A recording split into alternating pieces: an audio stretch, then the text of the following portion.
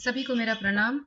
हिंदी में ज़्यादा से ज़्यादा अंक कैसे लाएं और कैसे हम सामान्य गलतियों से बचें, लगातार जो हम गलतियां करते हैं उन गलतियों से हम कैसे बचें, उसी की जो अगली कड़ी है, उसी को मैं जो अगली दूसरी कड़ी में लेकर के आपके सामने आई हूँ। एक बार फिर से आप सबका स्वागत है। तो how to avoid mistakes in Hindi writing और कैसे हम अच्छे अंक लेकर के आए और कुछ कॉमन मिस्टेक्स, उसी की ये दूसरी कड़ी है। एक कड़ी मैंने कल प्रस्तुत की थी और आज ये उसकी दूसरी कड़ी है। आरंभ करती हूँ कलाम जी के द्वारा कही गई इस बात से, कलाम जी के द्वारा कही गई इस कोट से कि सफलता चार चीजों से मिलती है। अपने आप नहीं आती सफलता। आप सोए रहेंगे और सफलता आपके कदम चूमेगी? नहीं हो सकता, कदापि नहीं हो सकता। सफलता चार चीजों से मिलती है। जिंदगी का लक्ष्य तय कीजिए। तय कीजिए, फिक्स कीजिए क्या है आपके जीवन का लक्ष्य। आपसे कुछ पूछा जाए, आप अरे क्या करना है आगे चलकर, आप कहते पता नहीं। तो ऐसा नहीं होता। जीवन का लक्ष्य तय कीजिए और कछुए की गति से ही सही, पर उस लक्ष्य की ओर बढ़िए। क्योंकि अगर आप एक पेस से, एक रफ्तार से अगर आप चलेंगे तो जरूर आपको वह लक्ष्य, उस लक्ष्य की प्राप्ति आपको जरूर होगी। तो जिंदगी का लक्ष्य तय कीजिए। अच्छी शिक्षा प्राप्त करनी बहुत जरूरी है। एजुकेशन, शिक्षा का जीवन में बहुत महत्व होता है। कड़ी मेहनत कीजिए। कड़ी मेहनत करेंगे और लक्ष्य नहीं मिलेगी आपको, आपका लक्ष्य नहीं मिलेगा, ऐसा हो ही नहीं सकता। और धैर्य रखिए। कई बार हम फेल हो जाते हैं। दौड़े रेस के लिए और फेल हो गए, हम पीछे रह गए, हम फिसड्डी रह गए, हम पीछे रह गए और कोई और ट्रॉफी लेकर चला गया। कोई बात नहीं, फिर से दौड़िए। पर हार जाएंगे यह सोच करके हम दौड़ेंगे ही नहीं और धैर्य खो देंगे, या कभी हार गए तो हम अगली बार फिर से दौड़ेंगे ही नहीं, तो यह काम मत कीजिए। तो फिर से कहती हूँ, जिंदगी का लक्ष्य तय कीजिए, अच्छी शिक्षा प्राप्त कीजिए, कड़ी मेहनत कीजिए और धैर्य रखिए। धैर्य रखना, धीरज रखना जीवन में बहुत जरूरी है। इन बातों को आप जरूर ध्यान में रखें। और एक और मूल मंत्र है जीवन का, कि लगातार जीवन में असफलताएं हमारे, मतलब हमारा पीछा नहीं छोड़ती है। जहाँ कुछ किसी भी काम में हाथ लगाते हैं, मैथ्स का ये सम को हाथ लगाया, इस मैथ ये हिसाब कर रहे थे, नहीं मिल रहा है, उत्तर ही नहीं आ रहा है।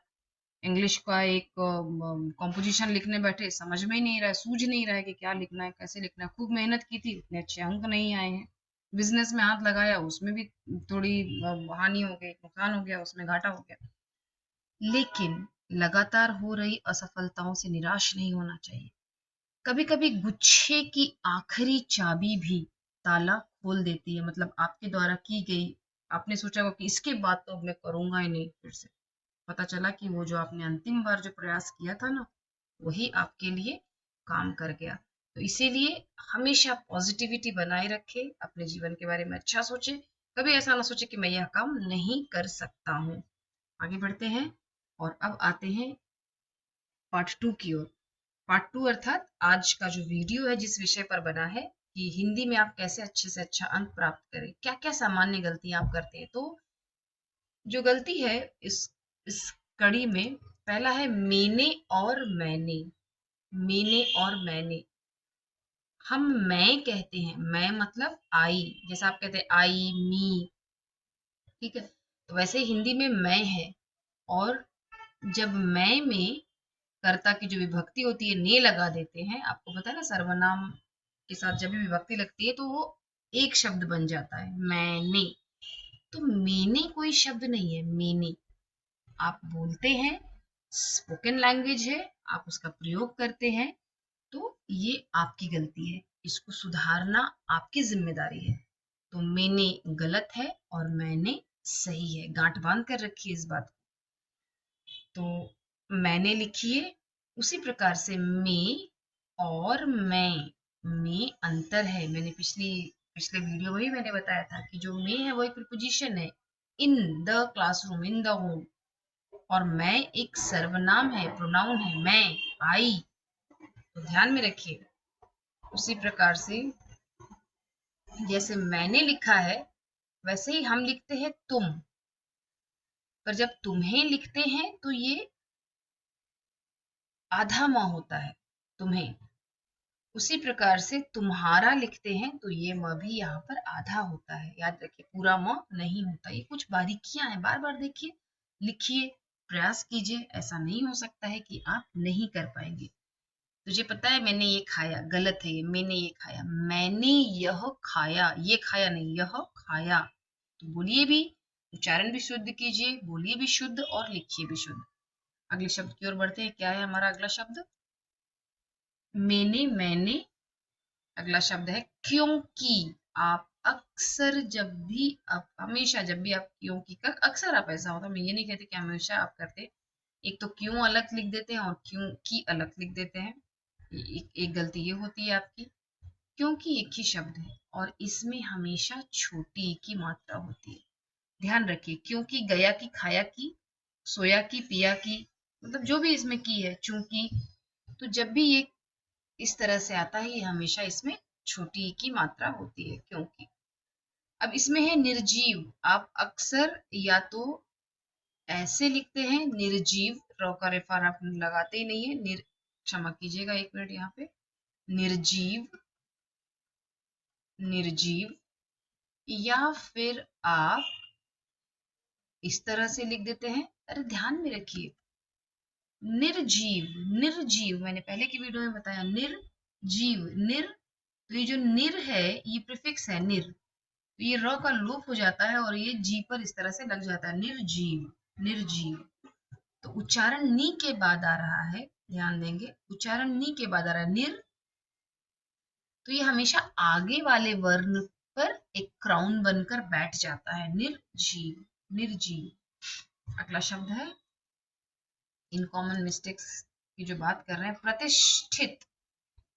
तो ध्यान में रखिए कि ट, ठ, ड, ढ, ये ट वर्ण वाले चार, जो ये ट वर्ग वाले जो चार वर्ण है, इसके साथ जब भी इनके पहले जब आधा श होता है तो वो हमेशा यही, जिससे हम पेट लिखते हैं ना, प से पेट, तो उस वो वाला, ये जो प होता है उसका पेट फाड़ देते हैं, वो वाला श होता है। तो जैसे शिष्ट,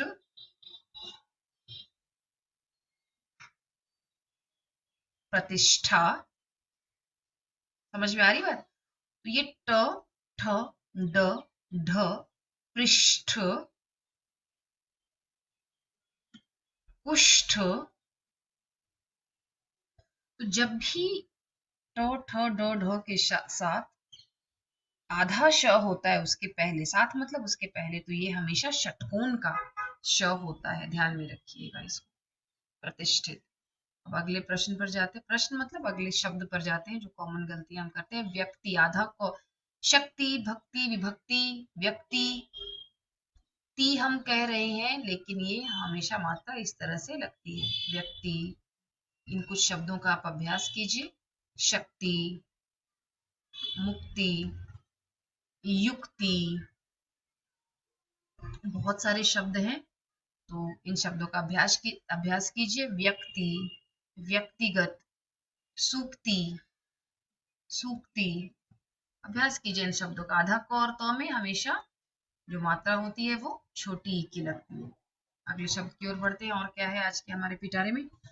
आप बोलते हैं हाल ही में, तुम्हें पता है हाल ही में, अरे हाल ही क्या बाली है? एक जगह है इंडोनेशिया की, हाली, बाली, ये सब जगह है। हाल ही में, तुम्हें पता है हाल ही में मेरे पड़ोसी को कोरोना हो गया था, हाल ही में, रिसेंटली, ये हाल ही है, हाली नहीं है, हाली, हाली, बाली, नाली, ये गलत है। आप ये जो बोलते हैं हाली, हाल ही में, हाल ही में, तो ध्यान दीजिए और लिखिए और समझिए, इसको दिमाग में बिठाइए। अच्छे अच्छे बच्चे इन गलतियों को कर रहे हैं। अब प्रश्न आता है, आप में से कई बच्चे कहते हैं कि मैम की और की, या यूं कहें कि की और की में क्या अंतर है। सबसे पहले जानिए कि की और की क्या है। ये है की और ये है की, ठीक है। अब क प्लस जब ई होती है तो वो होती है की, और क घन ई जब लगाया जाता है, स्वर ई लगाया जाता है, तो वह बनता है की। तो ह्रस्व जब मात्रा, इसमें ह्रस्व ई की मात्रा लगाई जाती है तो उसे हम कहते हैं की, और दीर्घ ई की मात्रा लगाई जाती है तो उसे हम कहते हैं की। अब प्रश्न है कि की और की में क्या अंतर है, डिफरेंस क्या है, अंतर क्या है। अब एक बार देखते हैं हम इसमें क्या अंतर है। एक क्षण का समय दीजिएगा मुझे आप लोग कि अंतर क्या है इन दोनों के प्रयोग में।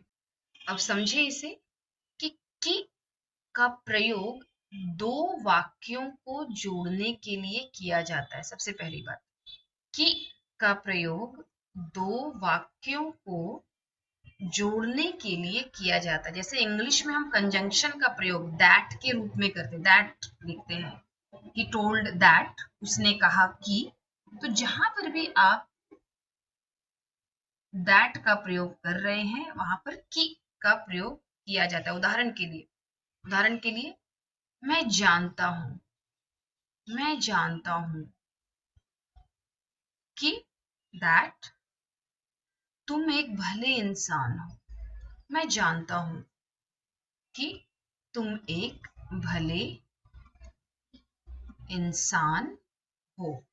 फिर दूसरा एक और उदाहरण देखिए, मैंने अपने दोस्त से कहा कि मुझे घर जाना है। राम ने कहा कि आज वह विद्यालय नहीं जाएगा। तो जब भी हम दो वाक्यों को जोड़ते हैं तब वहां पर हम की का प्रयोग करते हैं। अब हम जानते हैं की के बारे में कि की का प्रयोग हम कहाँ पर करते हैं। एक बार देखते हैं इसे। जिस तरह अंग्रेजी में ऑफ का प्रयोग किया जाता है उसी तरह हिंदी में की का प्रयोग किया जाता है। यह राम की किताब है, या फिर एपोस्ट्रोफी एस भी हम कह सकते हैं राम के साथ, यानी this is Ram's book, Ram's book. तो जहां पर एपोस्ट्रोफी एस का प्रयोग किया जाता है तो वहां पर भी की का प्रयोग किया जाता है। तो इस ये काफी है आपको जानने के लिए कि दैट है तो की, और एपोस्ट्रोफी एस है, एपोस्ट्रोफी ये थोड़ा सा ऑफ वाला समझ पाना आपके लिए मुश्किल होगा, एपोस्ट्रोफी एस है तो वो होगा की। तो मुझे ऐसा मतलब मुझे लगता है कि आप समझ गए होंगे कि और की का प्रयोग कहाँ किया। आगे बढ़ते हैं हम लोग, अभी अगले शब्द की ओर बढ़ते हैं। हमारा आज का अगला शब्द है वह यह काम करता है। एक वाक्य में दो वाक्य है यहाँ पर, और वह यह काम करते हैं, कौन सा सही है और कौन सा गलत है। वह एक वचन है, यह काम करता है एक वचन है, ठीक है। वह यह काम करते हैं, यहाँ पर है लगा है तो है तो बहुवचन का रूप है, तो यह गलत है। वह यह काम करता है तो यह वाक्य सही है। याद रखिए, आप अक्सर वह के साथ बहुवचन यहाँ पर अंत में जोड़ देते हैं। वह वहां जा रहे थे, नहीं, वे वहां जा रहे थे, वे वहां जा रहे थे। अब अगला जो शब्द है इस श्रेणी में, आज की कड़ी में, झगड़ालू। देखिए, झगड़ालू में अक्सर बच्चे कहते हैं कि मैम, जब हम दयालु लिखते हैं, कृपालु लिखते हैं और श्रद्धालु लिखते हैं, तो इन दोनों में ही, इन तीनों शब्दों में हम छोटे उ की मात्रा लगाते हैं। उसी प्रकार से जब हम एलू लगाते हैं, जैसे घर प्लस एलू घरेलू लिखते हैं, तो बड़े उ की मात्रा का प्रयोग वहां पर किया जाता है। लेकिन जब झगड़ालू होता है, झगड़ालू, देखिए मैं उच्चारण देखिए, झगड़ालू नहीं, श्रद्धालु, कृपालु, दयालु, झगड़ालू, ऊ का उच्चारण आपको यहाँ पर दीर्घ ऊ समझ में आ रहा है, इसीलिए वहां पर बड़े ऊ की मात्रा वहां पर लगाई गई है। अगले शब्द की ओर बढ़ते हैं। तोड़ी और थोड़ी, मैंने उसकी टांग तोड़ दी, ये है तोड़ी, ठीक है। मैंने पेड़ से मतलब वो मटर, मैंने मटर मैंने तोड़ी। मटर चूंकि पेड़ में नहीं होता है, वो क्रीपर्स में और ऐसे छोटे छोटे पौधे होते हैं, इसीलिए मैं थोड़ा यहाँ पे, तो मटर तोड़ी और थोड़ी, थोड़ी मतलब थोड़ा, कम, अल्प। और तोड़ना होता है ब्रेक करना, और थोड़ा होता है थोड़ा कम होना। तो अंतर क्या मैं बताना चाहती हूँ आपको, तो और थ का अंतर। तो 13, त से 13 और 13 आप ये कहते हैं और लिखते भी हैं, 13 13। मैं अभी और भी शब्द आपको बताने वाली हूँ आगे। तो ये त और थ का अंतर समझिए, तोड़ी थोड़ी, तोड़ी थोड़ी। तो अगला इसी क्रम में अगला जो शब्द है, एक मिनट, चैनल अगर आपके काम आ रहा है, आपको समझ में आ रहा है, आपके किसी भी काम को आ रहा है ये, तो सब्सक्राइब कीजिए, लाइक कीजिए और शेयर भी कीजिए। उस तरह से बोलचाल की भाषा में आप लाकर को आप कहते हैं लाके। मैं ये चीज लाकर, लाके सो गया, लाके नहीं होता, लाकर। ये हमने अपने क्या किया, हमने अपनी जुबान को आराम देने के लिए लाकर शब्द को हमने लाके बना दिया। लाके क्या है, लाके खाके राके नहीं, लाकर। वह बाजार गया और सब्जियां लाकर सो गया, लाके सो गया नहीं, लाकर। इसी क्रम में जो अगला शब्द है हमारा, छोटी और चोटी। छोटी क्या शब्द है, छ और च का अंतर है। मेरी बहन अभी छोटी है, छोटी है। और चोटी, चोटी, एक चोटी का अर्थ होता है शिखर, ये शिखर है, पीक। और एक चोटी होती है वेणी, जो हम अपने बालों में जो वेणी बनाते हैं, बालों को बांधते हैं, उसे हम कहते हैं चोटी। तो चोटी और छोटी में बहुत अंतर है, च और छ का अंतर। आप बहुत ब्लंडर करते हैं, इसमें बहुत गलतियां करते हैं, तो ये आपको संभालने की आवश्यकता है, छोटी और चोटी। इसी क्रम में दूसरा शब्द है चौथी और चौती। फिर से वो थ को आपने त बना दिया, क्योंकि शायद बेसिक समझ में नहीं, अरे नहीं समझ में आया है तो आप अभ्यास कीजिए। त के 10 शब्द लिखिए, थ के शब्द 10 शब्द लिखिए, च के 10 शब्द लिखिए और छ के 10 शब्द लिखिए। लिखिए आप 10-10 शब्द को आप कमेंट बॉक्स में लिख करके भेजिए मुझे, मैम तो के 10 शब्द ये हैं, थ के 10 शब्द ये हैं, मैं देखूंगी और आपको जवाब भी दूंगी मैं वहां पर आप लिखिए तो सही पहले। इसके बाद है ज्यादा और ज्यादा। मैं बहुत ज्यादा खा लिया, अरे मैं क्या बताऊं तेरे को, तो ये तेरे को ज्यादा खा लिया। ज्यादा, मैंने आज ज्यादा खा लिया, इसीलिए मुझे बहुत परेशानी हो रही है, मैं तुम्हें क्या बताऊं। तो ज्यादा और ज्यादा, तो यहाँ पर फिर से मैं कहना चाहूंगी, ये जो ज्यादा लिखा है ये गलत है और ज्यादा सही है। अगले शब्द की ओर बढ़ते हैं। के बाद मुझे समझा, अरे तुम्हें पता है उसके आने के बाद मुझे समझा, उसके आने के बाद मुझे समझ में आया। क्या समझ, कौन सा करेक्ट है, 1 या 2, क्या लगता है आपको। राम के आने के बाद मुझे समझा, तुझे क्या बताओ, राम के आने के बाद मुझे समझा, राम के आने के बाद मुझे समझ में आया। तो ये वाक्य सही है, समझा, मुझे समझा। आप लिखते हैं ऐसा, इसीलिए इसकी मैं चर्चा यहाँ पर करना बहुत जरूरी समझा मैंने आज। क्षमा और क्षमा। क्षमा मतलब होता है क्षमादान, माफ करना किसी से। आप कहते हैं ना, आई बेग योर पार्डन, क्षमा कर देना। और क्षमा तो उर्दू शब्द है जिसका अर्थ होता है जो रोशनी होती है, उसको हम कहते हैं क्षमा। क्षमा जलती है हर रंग में शहर होने तक। तो क्षमा एक अलग शब्द है, उर्दू शब्द जिसका अर्थ होता है रोशनी।